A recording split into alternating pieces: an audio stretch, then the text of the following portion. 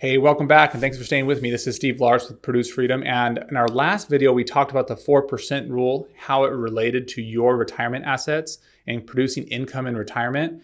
And today we're going to go a little bit further and how market volatility can really be a huge factor in while we're planning for our cash flow for retirement. And so the whole thing here is we want to begin with the end in mind. We want to make sure that, okay, it doesn't matter if we're 20, 30, 40s, in our age, we want to make sure that we are conscientious of how much cash flow we need in retirement and how to make sure that's optimized.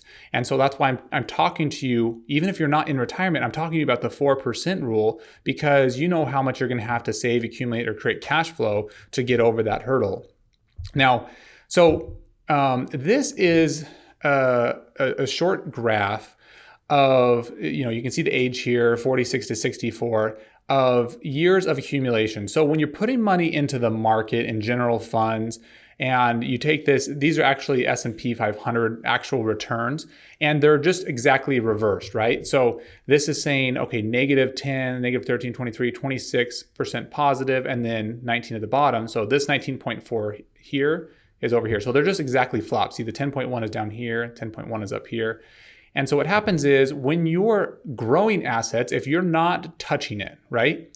When the Wall Street says an average rate of return, that's only good if you're in it for that whole time. You're not selling and you're not, rebalancing, doing all this stuff. They're all very hypothetical. So I'm not going to go down the rabbit hole of all of that stuff right now, but just go with me for now. This created a 4.8% annualized return over this period of time. Okay, starting at 500,000, and it grew to here. It doesn't, when you have an average rate of return, it doesn't matter so much that you had the negatives in the beginning years here and the positive down here, as well as, you end up with the same. Now, look what happens.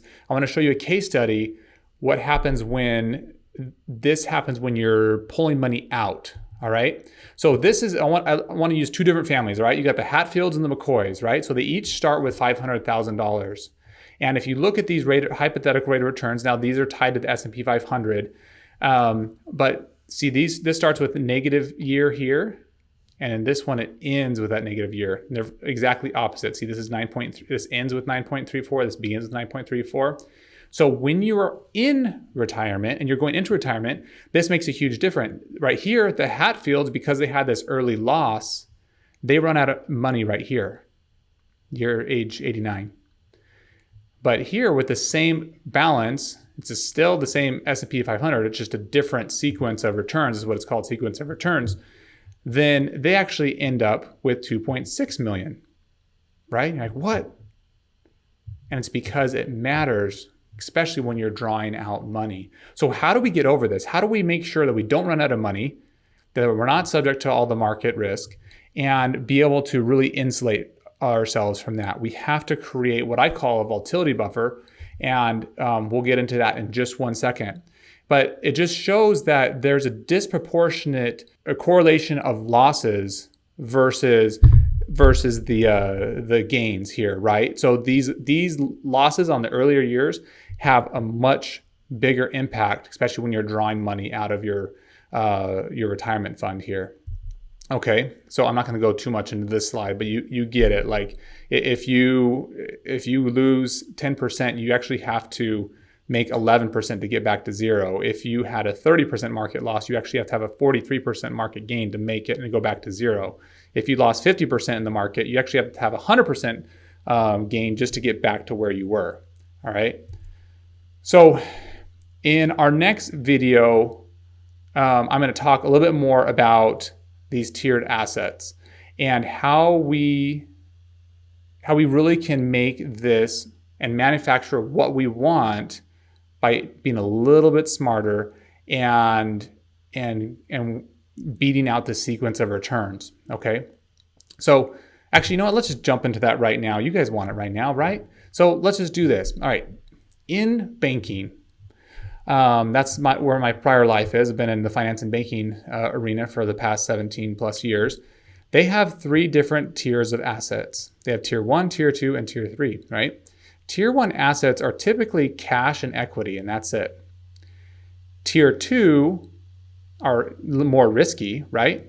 This is when they invest in other businesses. They have stocks, bonds, ETFs.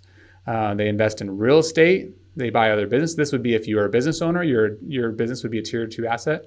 And then there's tier 3, which is even more risk. So these are startups, IPOs, biotech stocks, cryptocurrencies, and things like that, right? And in order for a bank to stay in compliance, they have to have enough tier 1 assets to be able to substantiate all their investments, because they have social impact. If they went out of business, there's some impact there to the rest of society. So what do they do to maximize their tier 1 assets? No, they do a lot of different things, and I can speak more to you on that in a little bit. But what they do in essence is they create a volatility buffer.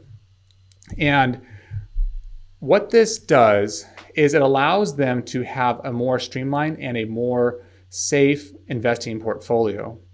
So remember we had the Hatfield and McCoys and how he ran out of money. This is very similar. Sequence of returns here and what happens if they're drawing money out while there's a downturn in the market. In this situation, we have the S&P 500 returns right here. We have 75,000 being drawn out every year from this retiree. And because there's these big losses, almost 40% losses, 2 years back to back, 14 plus 26, they ran out of money in year 14. As opposed to this other friend here that has a volatility buffer with what we use a tiered banking contract to get that tier 1 bank, tier 1 assets working for us. And simply whenever there's a rate of return that's less than 4% in this situation, they just pulled, in the early years, they just pulled money from their volatility buffer and they ended up with more money than they started with, which is what they should do with their with the time value of money. You want the time to be working with you. So really, wealth is a function of time, and market volatility can sweep that time away from us. So if we have a market that is just going crazy, it's going to take years to recapture, right? And we don't want to give up that time. So how do we regain that time? We create a safer portfolio where we have more assets that are growing at a contractual nature, so that are not correlated to the market. This tier 1 cannot be correlated to the market. And we're going to set this up for you. We're going to show you how you can set up these tiered banking contracts just for you, so that you can have results more like this and also more like the McCoys, not the Hatfield. So I hope you enjoyed that, and looking forward to speaking with you soon. Take care. Bye-bye.